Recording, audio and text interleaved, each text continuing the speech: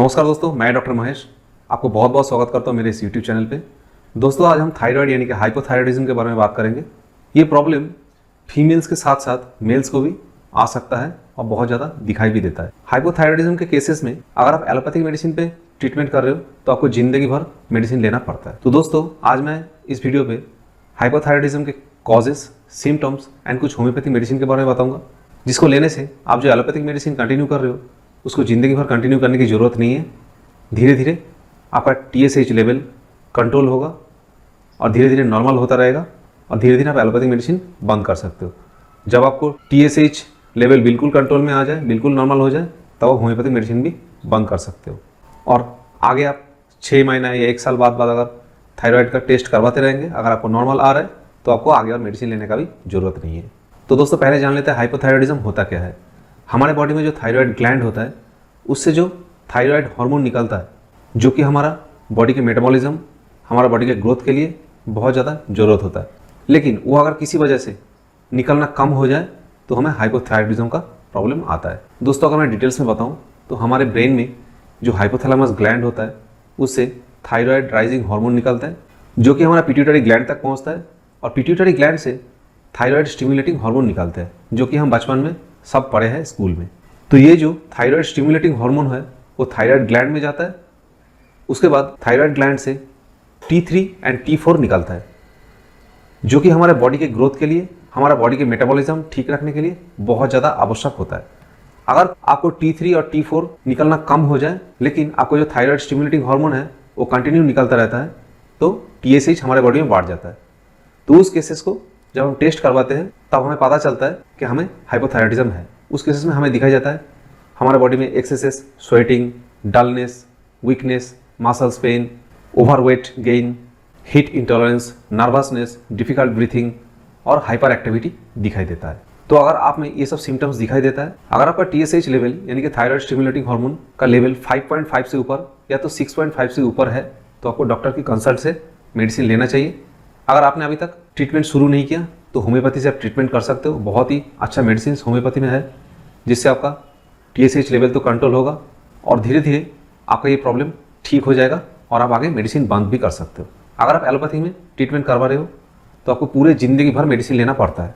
तो मैं आपको यही बोलूँगा, एलोपैथी के साथ साथ आप होम्योपैथी ट्रीटमेंट भी स्टार्ट कर दो, ताकि कुछ दिनों में जब आपका TSH लेवल कंट्रोल हो जाएगा तो धीरे धीरे आप एलोपैथी बंद कर सकते हो और होम्योपैथी में आके धीरे धीरे कंटिन्यू करके जब आपका बिल्कुल नॉर्मल हो जाएगा तो आप होम्योपैथी भी बंद कर सकते हो। आपको पूरी ज़िंदगी भर मेडिसिन लेने का ज़रूरत नहीं है। तो दोस्तों, इसका जो साइन एंड सिम्टम्स दिखाई देता है, ज़्यादातर हमें दिखाई देता है ओवरवेट गेन होता है बॉडी में, एक्सेसिव स्वेटिंग होता है, नर्वसनेस आता है, मसल्स पेन होता है, फैटिग होता है, वीकनेस होता है, आपको किसी भी काम पे मन नहीं लगता, आपको नींद बहुत आता है, कभी कभी सर बहुत घूमता है। किसी किसी में ऐसा भी देखा जाता है कि उनका बॉडी बहुत ज़्यादा सूख रहा है, बहुत ज़्यादा खाना खा रहा है लेकिन उसके बॉडी में लग नहीं रहा है, धीरे धीरे बॉडी सूख रहा है। तो ये सब सिम्टम्स आप में दिखाई देना स्टार्ट हो जाता है अगर आपको हाइपोथायराइडिज्म का प्रॉब्लम है तो। चलिए अब होम्योपैथी मेडिसिन की बात कर लेते हैं। दोस्तों, हमारा पहला मेडिसिन है कैलकेरिया कर्व 30CH।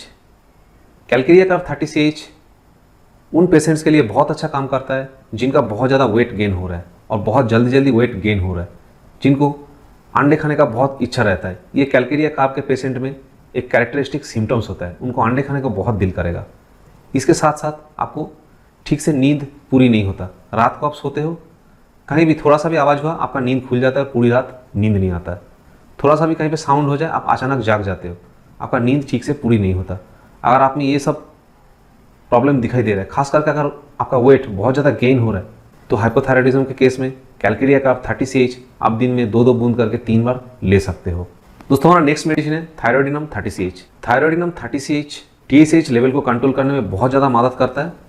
तकरीबन मैं सारे पेशेंट को ये मेडिसिन देता ही हूँ, चाहे किसी दूसरा मेडिसिन उनको दूँ या ना दूँ, या तो उनके सिम्टम्स के साथ जो भी मेडिसिन दे रहा हूँ साथ साथ थायरोडिनम 30 तो मैं देता ही देता हूँ।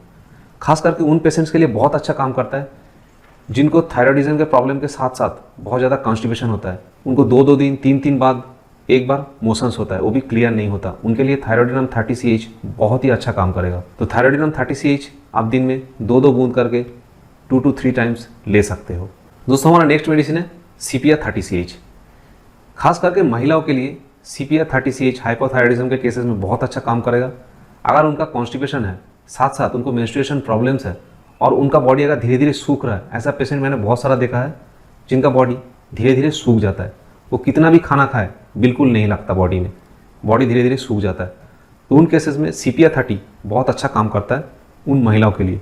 और जैसे कि CPR फीमेल बेस्ड मेडिसिन है, तो फीमेल्स के बहुत सारा प्रॉब्लम ये ठीक करता है, साथ साथ हाइपोथायराइडिज्म का प्रॉब्लम अगर है तो भी ये मेडिसिन बहुत अच्छा काम करता है। CPR30 आप दिन में 2-2 बूंद करके 3 बार ले सकते हो और इस मेडिसिन को आप कंटिन्यू भी कर सकते हो। दोस्तों हमारा नेक्स्ट मेडिसिन है Thuja-30। Thuja-30 हमारा हार्मोन बैलेंस को ठीक रखने के लिए बहुत अच्छा काम करता है। इसके साथ साथ अगर आपको हाइपोथायराइडिज्म है और आपके हाथ पैर में बहुत ज़्यादा दर्द हो रहा है, आपको वीकनेस फील हो रहा है, तो भी Thuja-30 बहुत अच्छा काम करता है। Thuja-30 भी आप दिन में 2 बूंद 2 बार ले सकते हो। दोस्तों हमारा नेक्स्ट मेडिसिन है Iodam 30CH। Iodam 30CH उन पेशेंट्स के लिए बहुत अच्छा काम करता है जिनको हाइपोथायराइडिज्म के साथ साथ सांस लेने में बहुत ज़्यादा तकलीफ होता है, उसके साथ साथ वो धीरे धीरे सूख रहा है, खाना बहुत खाते हैं लेकिन बिल्कुल लगता नहीं, उनके लिए तो बहुत अच्छा काम करेगा। साथ साथ उनको बहुत ज़्यादा वीकनेस होता है और चलने फिरने में भी तकलीफ होता है, स्टेयर्स चढ़ने में उनको बहुत ज़्यादा दिक्कत होता है, उसका सांस फूल जाता है। तो उस केसेस में जहाँ पे ब्रीथलेसनेस बहुत ज़्यादा है हाइपोथायराइडिज्म के साथ, Iodam 30 बहुत अच्छा काम करता है उस केसेस में। दोस्तों हमारा नेक्स्ट मेडिसिन है Naxvamica 30CH। Naxvamica 30CH दिन में आपको 2-2 बूंद 3 बार लेना चाहिए। अगर आपको हाइपोथायराइडिज्म के साथ साथ कॉन्स्टिपेशन बहुत ज़्यादा है, आपको जल्दी जल्दी ठंड लग जाता है, आप बाहर से कुछ भी खा लिया तो आपको डाइजेस्टिव सिस्टम बिगड़ जाता है, उस केसेस में Naxvamica 30CH बहुत ही अच्छा काम करता है। तो दोस्तों ये हाइपोथायराइडिज्म का कुछ बेस्ट मेडिसिन था